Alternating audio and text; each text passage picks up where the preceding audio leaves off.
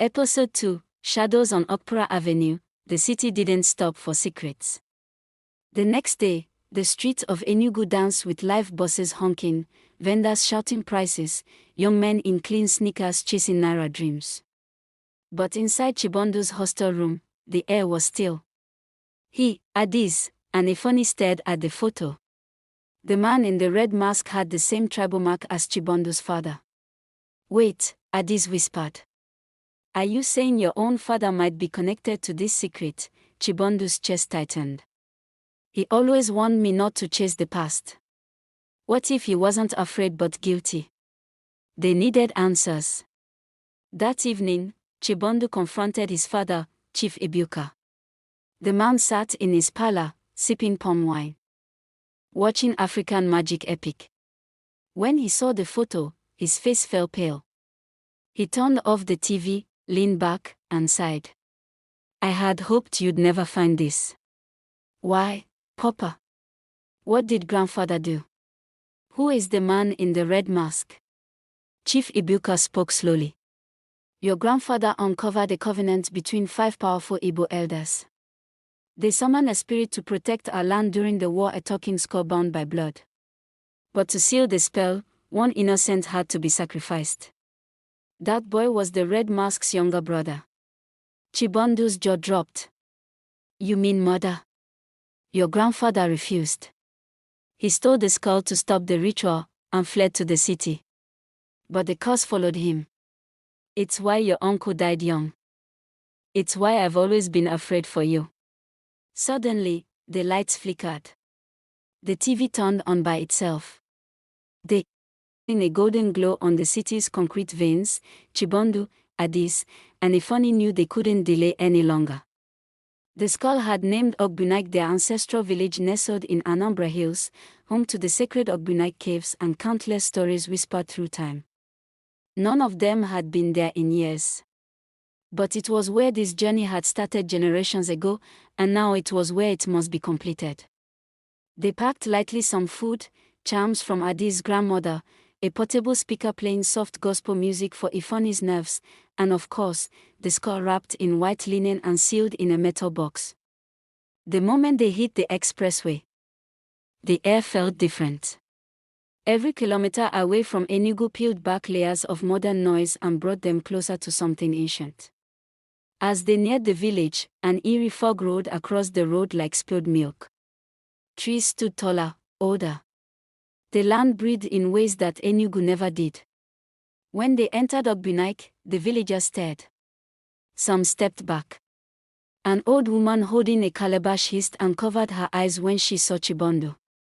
At the village square, the elders had gathered. News of their arrival and what they carried had already spread. One elder, Chief Manifo, stepped forward.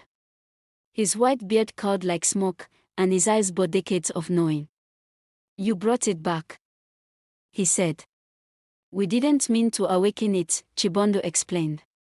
We didn't even know it still existed. The elder nodded slowly. The skull was buried beneath the house your grandfather built in the city. He thought the city would hide it. But secrets grow restless when ignored. Addis asked, What's the red mask? Who is he? Another elder, Mama Uju, spoke this time. He was once a great priest. He wore the mask to commune with the ancestors. But when the ritual required a sacrifice, he chose his own blood and later blamed your grandfather for stopping the covenant. Now, he lives in between worlds, a spirit masquerade who haunts all who betray the pact.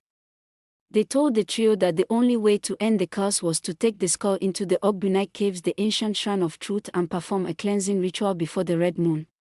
That night happened to be the red moon. Timing was not a coincidence. So, by lantern light and chants of sacred songs, the group made their way toward the caves. Villagers followed at a distance, some whispering prayers, others laying protective chalk symbols along the path. The entrance to the cave yawned like a hungry mouth. As they stepped in, the temperature dropped. Water dripped from the ceiling. Bats flapped above. The skull vibrated slightly in Chibundu's hands.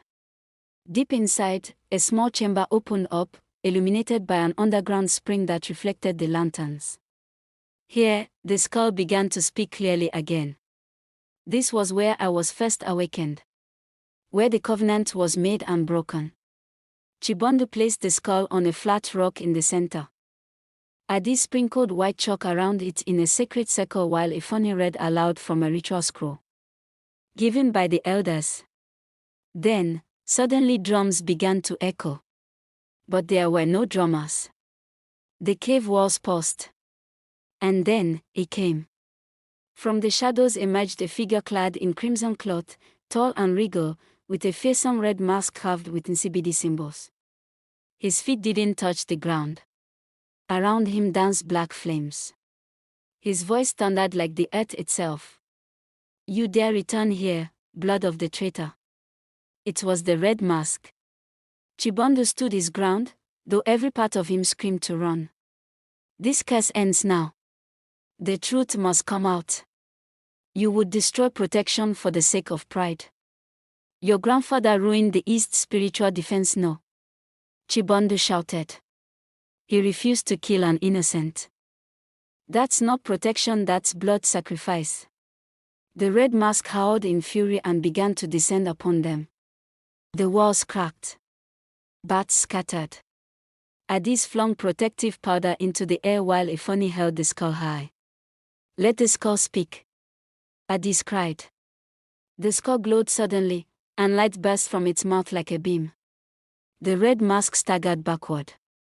Images filled the cave, visions from the past. They saw the 5 elders, the ritual, the betrayal, the child offered in sacrifice. And they saw Chibundu's grandfather trying to stop it, fighting, hiding the skull, being banished. Then came the final image, the red mask removing his face, revealing the face of Chibundu's great-uncle, the very child that was meant to be sacrificed but who had escaped. Consumed by rage and dark power over the years. The real traitor was the survivor. Chibundu gasped. The truth had